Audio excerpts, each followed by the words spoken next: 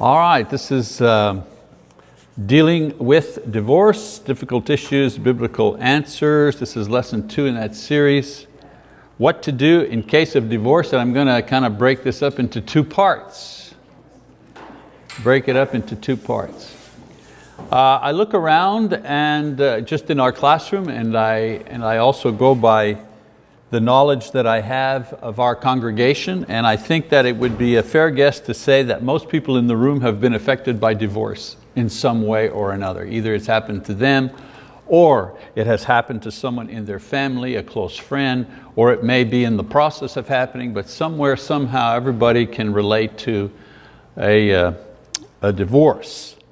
We can have a long discussion about the evils of divorce, or the biblical doctrine of marriage, divorce, and remarriage, or how to avoid divorce, and I'll talk about that in subsequent lessons as we go on. But we rarely talk about what we should do when divorce actually happens. I've never heard a class, I've never been to a class, in the church anyways, where somebody talks about, okay, the divorce is actually happening, what do you do? If you're the one going through it, or if you're the one observing it, what do you do?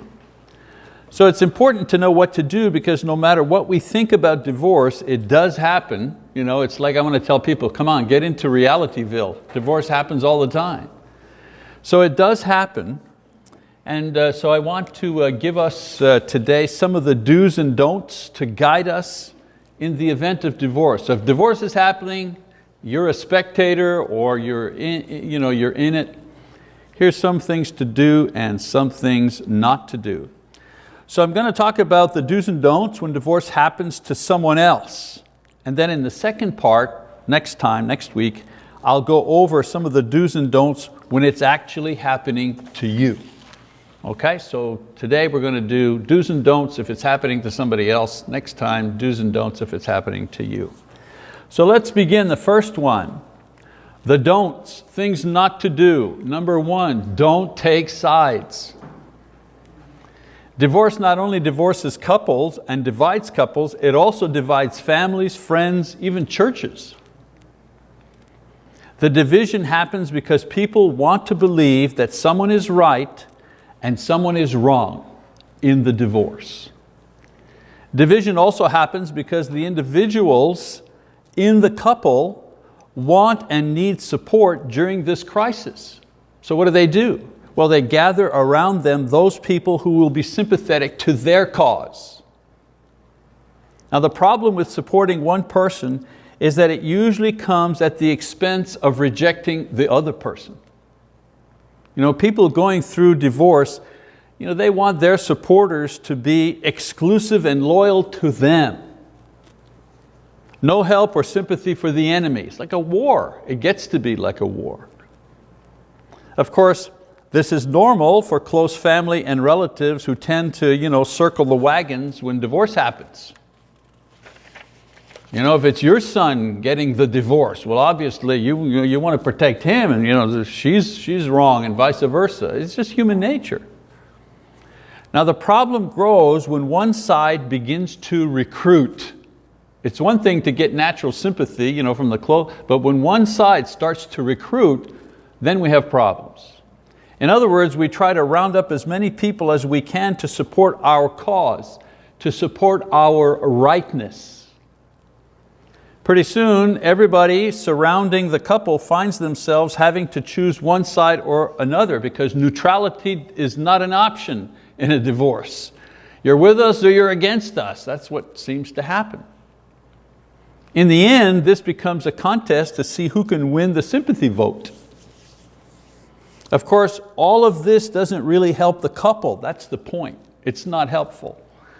And it does not prevent the divorce. Never one time have I seen this ever prevent the divorce. Not once, and I've seen a lot of divorces. All it does is assign the blame through majority. The one with the greater number of sympathizers wins the blame game. One is guilty, one is innocent, based on the size of your group. So the net result, however, is that many friendships and relationships become strained or broken instead of just the couple who are getting the divorce. Bad enough the couple are getting the divorce and the children are being affected. The repercussions then go beyond that circle where it doesn't have to. Number two, so don't pick sides. Number two, don't think you know why. What's interesting and what's interestingly sad about divorce is that everybody thinks they know why it happened. Everybody's got a theory. For example, oh, she couldn't have children, or he was always unfaithful, or she was a nag or cold, or he was selfish and immature, or her mother interfered, or he liked his buddies better, or it goes on and on. The truth of the matter is that no one outside the marriage really knows. And many times, even the partners within the relationship don't even know why their marriage is breaking up. That's the surprising thing. Even they themselves haven't kind of gotten in touch with the real reason the thing is going south. In many instances, they only know that they're unhappy or unfulfilled, but they cannot articulate the reasons without the help of a third party. That's what counseling is for.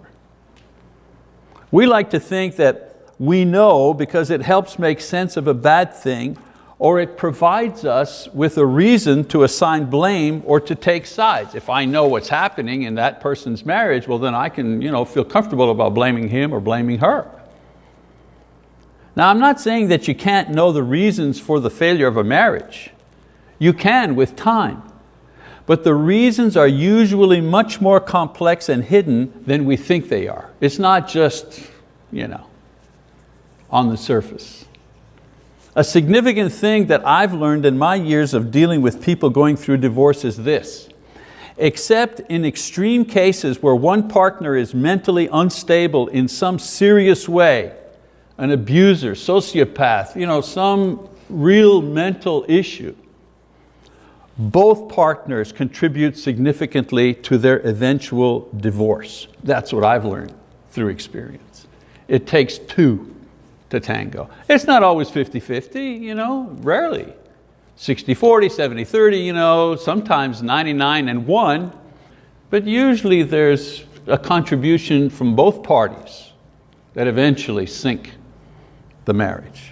And because we tend to avoid acknowledging our own guilt to ourselves and others, it's very difficult to discern what each has done to undermine the success of their marriage.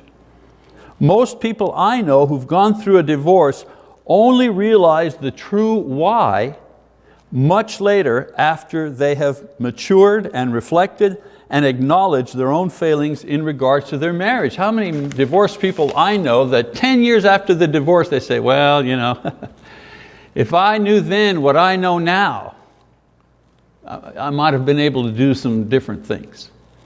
Or if I knew myself better, and so on and so forth. And this sometimes it just takes years, if ever, to take place. So remember, this is for people watching the divorce, from the outside. Don't be too quick to decide and proclaim that you know why, because you really don't know. And you're not helping when you say that you do, and you're really not helping when you're kind of sharing your wisdom about this person's marriage here with everybody you come in contact. You're not helping the situation. Less is more in this kind of thing. Keeping your mouth shut here, this is a better thing. I would encourage everybody to resist the impulse of giving your opinion as to why so-and-so's marriage is falling apart. So don't choose sides. Don't say that you know why. Number 3, don't feel superior. One reason why divorced people don't want to hear the gospel, if they're not Christians, or why they leave the church, if they are Christians, is because they feel inferior among us. It's as if a divorce was a sin greater and more heinous than other sins. Somehow divorce becomes the unforgivable sin. People have said to me that a divorce seems to relegate them to a position of second-class citizen in the church. Yeah, they're Christians, yes, but merely tolerated and not embraced as equals. Of course, for this to happen, there must exist this invisible sense of superiority by others who, by the grace of God, have avoided this particular sin. I mean, it's normal, I suppose, to feel superior when you've succeeded at something that someone sitting right next to you has failed at. But the problem here is that we are comparing ourselves to each other instead of comparing ourselves to Christ. As Christians, I don't compare myself to my brother or my sister. I have no right to do that. I compare myself to Christ.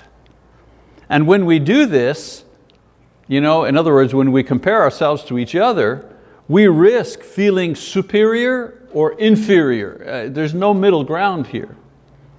But when we compare ourselves to Christ, we can only feel grateful, gratitude. This is because despite our obvious sinfulness in comparison to the Lord, we see in His cross the mercy and grace that He offers, and this brings feelings of relief and joy and peace, not feelings of superiority or inferiority. What makes you think you're so much better than someone else who's failed at marriage? Have you gone through what they went through? The reason that Jesus went to the cross is He went to the cross in order to find forgiveness for the one who failed at marriage, and the one who failed at telling the truth, and the one who failed at being sexually pure, and the one who failed at this and that and the other. That gives us the right perspective of ourselves when we compare ourselves to Christ instead of comparing ourselves to each other. So when you see a divorced person, don't feel superior, because it may be that their righteousness may be greater than yours in other areas of life and service. I mean, who made divorce the be-all and end-all measurement to how we measure the quality of someone's faith? It's one sin among many. So remember that in God's eyes, all have sinned and fallen short of the glory of God, Romans 3:23. So to feel superior is a sign of pride and a tool of the devil to separate the church and discourage the faith of those who have failed and sinned in marriage. Now, I could mention other don'ts if I had the time to develop these ideas. For example, don't gossip about the situation, because this only spreads the division to more people. Gossip feels good. People say, why do people gossip? Well, because it feels good. It feels good to gossip. We like to gossip because, wow, when we have a juicy morsel, boy, we just can't wait to find somebody to share it with. Yeah, don't do that. Unfortunately, gossip does irreparable damage. And don't judge the people involved. There will be a judgment, but God will do it. And if He does it, it'll be accurate, it'll be fair. We don't judge because He hasn't given this to us to do. It's not our job. And don't play marriage counselor.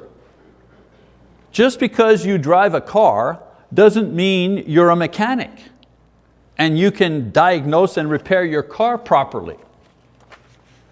Well, just because you're married or you've been through a divorce doesn't qualify you to be a marriage counselor telling people how to live their lives and fix their marriage problems.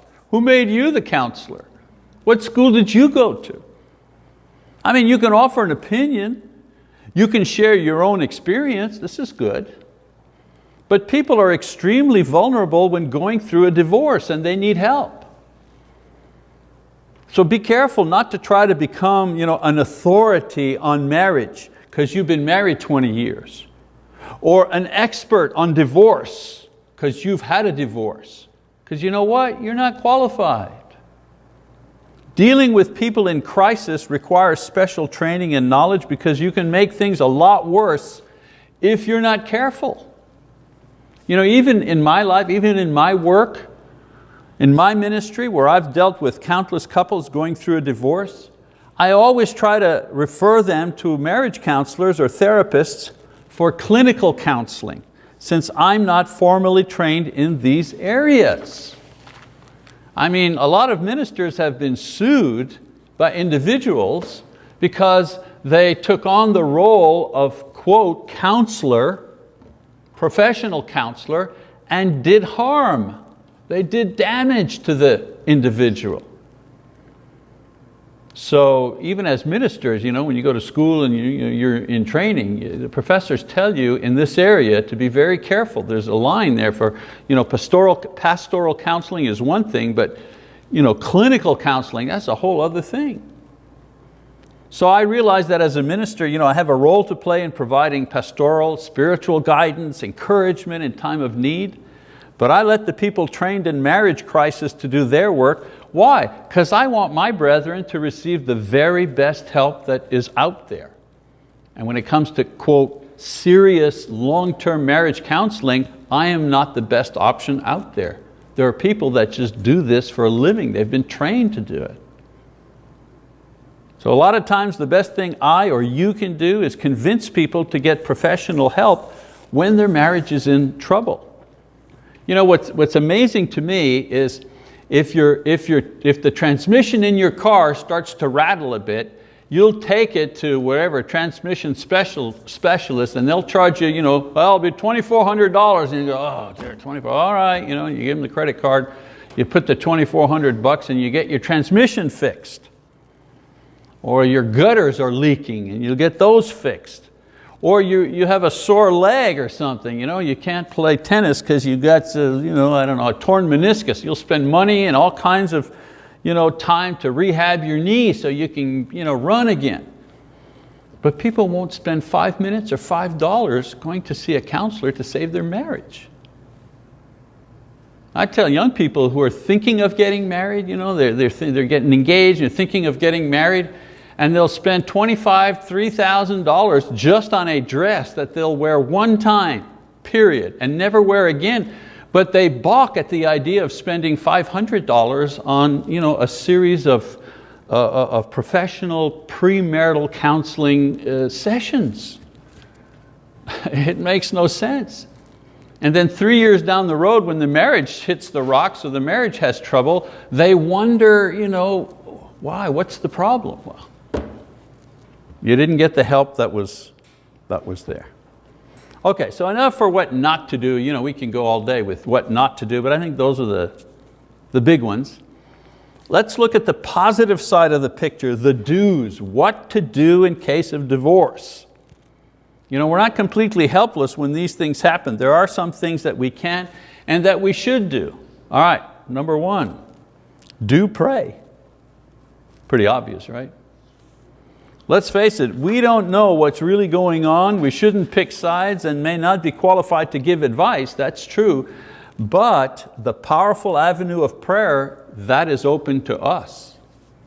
I don't ask the marriage counselor to pray for me. I ask for my minister to pray for me. I ask for my elders to pray for me. Everybody has their responsibilities.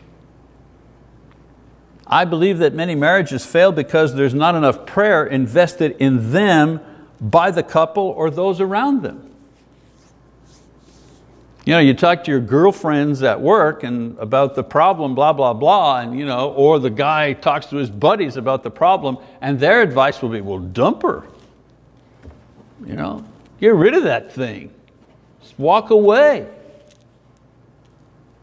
Hopefully your Christian friends will say, well, I'm not sure what to say to you, but let's at least pray about this together. That's a good thing. Let's start there. If we spent less time gossiping about the situation, more time in prayer about it, it would create a much more positive impact. And I tell people, if you're not sure, just weigh the amount of time, measure the amount of time spent talking about the problem to other people, which has zero positive effect, and how much time you spend in prayer to God about it, who actually has the power to change things. Measure those things. Jesus promises that prayer will yield results. Doesn't He say, ask, you will receive, Matthew 7:7? We should take Him at His word. Constant and fervent prayer by the people around the couple and the couple themselves would do more to save the marriage than taking sides or gossiping or assigning blame. So do pray. Do listen. Really listen. You know, the time to avoid the divorce is before the breakup, not once the lawyers are involved. By this time we're playing catch up and people have usually pretty much made up their minds. Let's see, I'm trying to think now. I'm thinking back. If there has been a couple, in my experience anyways, that's all anecdotal, but in my experience, if there's been one couple who decided to divorce and then got some counseling, or I was involved in trying to help them, and they put off their divorce and actually went on and succeeded, and I can't think of a couple, nothing comes to mind. I mean, I don't want to be discouraging about that. What I'm saying is, a lot of times, by the time the people come to see me, they've already made up their minds. They're on their way out the door. Pretty tough. Some go to counseling after they've begun divorce proceedings, but usually it's to calm their guilt concerning what they've done or are about to do. They want to be able to say, I tried everything. Some people have tried everything and it's still not working. I get that, of course. So divorce can be headed off if we pay attention to what unhappy couples are saying to us long before the breakup. This is the point I'm making here, just in case I slid off the line. For example, I'm saying to you, have a sensitive ear for these things, for your family and friends. For example, continual complaints or putting down of the other spouse to you. That tells you something's not right here. Or expressions of sorrow or unhappiness or depression. Or decrease in noticeable affection and joy and wanting to be together by that couple. If you're close to them, family, best friends, whatever, and you notice there's no more hand holding, no more kissing, no more nice smiles, no more compliments, it's just, pay attention. Or jokes about lack of sex or lack of fun or lack of intimacy or financial problems or decreased spiritual commitment by one or both of the partners. All of a sudden, she's coming to church alone. Now it happens, of course, obviously, one partner comes, the other comes, there are things that happen in life, but all of a sudden, she's just showing up at church with the 2 kids or the 3 kids, and he's never there.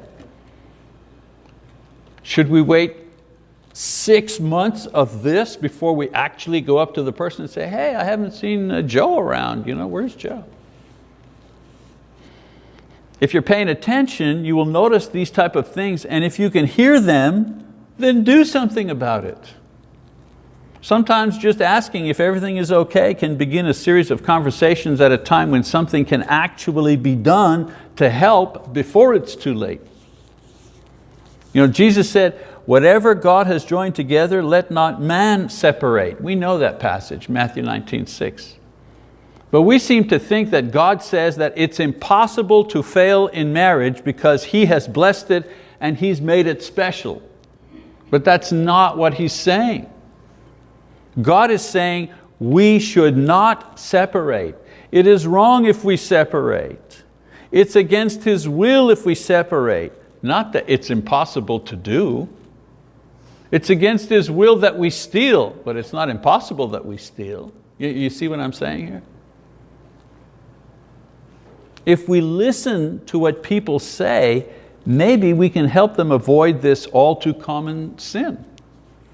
Sometimes listening is the greatest service that we can provide.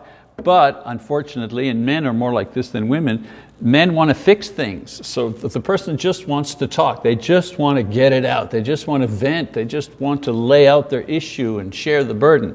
And a lot of times what we do is as they're talking, the wheel is turning and we're trying to come up with a solution. Well, there is no solution right now, they just want you to listen. And listening often leads to praying, which is always the first step in healing any relationship. Absolute devotion to prayer. Finally, the best thing that you can do in case of divorce, love both partners. Love them both. You know, when I do pastoral counseling with a couple, my personal objective is to love both people in that marriage. This isn't always easy because sometimes one partner may be much harder to love than the other one. For example, the husband cheats on his wife with a younger woman, dumps her with 2 teenagers to raise by herself, and he's off with his new 20-year younger than him girlfriend. Well, that old boy, you know, I want to take him out in the back of the woodshed and, you know, whomp on him for a while. Right? I like to do that. But this would neither solve or change the problem. In this situation, you know, that I've just described, all too familiar, she needs love to be able to deal with the hurt that she feels and the difficult situation that she's in. She's in a pickle. He provides the support. She's stayed home. She's raised the kids and so on and so forth. And now he's taken off. Where's she at? She's still got to raise these kids. And then he needs love, because this will be the only way to keep the line of communication open with him.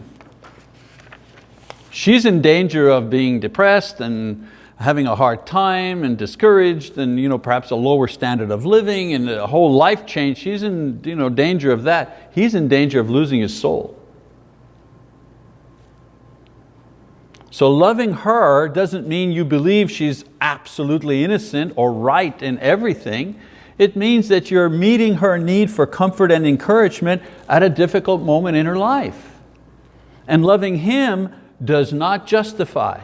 It does not excuse what he has done. It means you still care for him as a person and you have not abandoned him.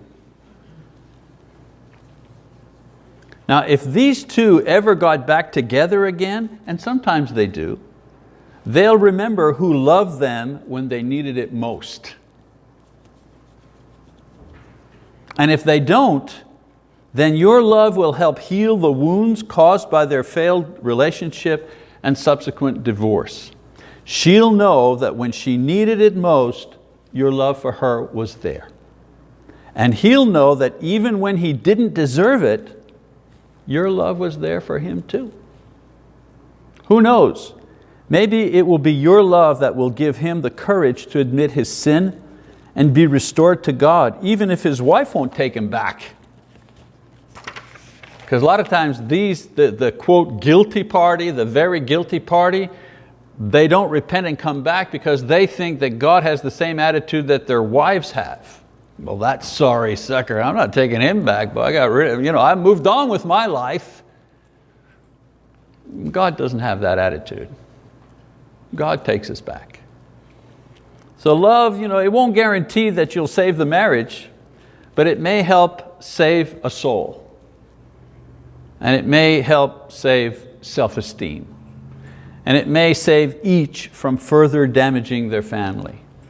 And it may save the relationship beyond the couple, like the children of the couple and the parents and the friends and the brethren and the co-workers. Because people are watching, you know, how are people reacting? And if they see the way you react, you love both partners without justifying, maybe they'll copy that attitude. You may not be able to force the partners going through a divorce to love each other, but you can make sure that you love them because you know that no matter what is happening, God still loves them.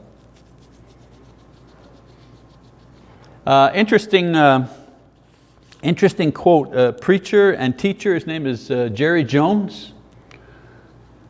And he does a marriage seminar along with his wife, where the publicity materials and the posters and the pamphlets have this saying here: all marriages end in either death or divorce. We think that's pretty depressing, but it's true, isn't it? All married till death do us part. If you stay faithful, how's your marriage end? Well, you die. Or there's a divorce. There isn't another option there. Now, this couple, Jerry and his wife, and I'm sorry, I forget her name at the moment, but Jerry is a widower. So he knows about, his wife had cancer and for years he took care of her and so on.